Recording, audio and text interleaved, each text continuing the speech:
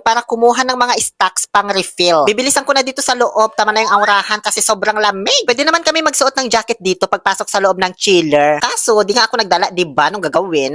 Nasanay naman na ako sa lamig nito. Tapos saglitan lang ako kumuha ng stocks, di naman ako nagtatagal unless may inventory, ganon. Bago mag-refill, syempre unahin munang magsuot ng gloves. Pagkasuot mo ng gloves, dapat nakaganyan lang yung kamay mo, naka-open wide. Tapos sabihin mo, give me the scalpel.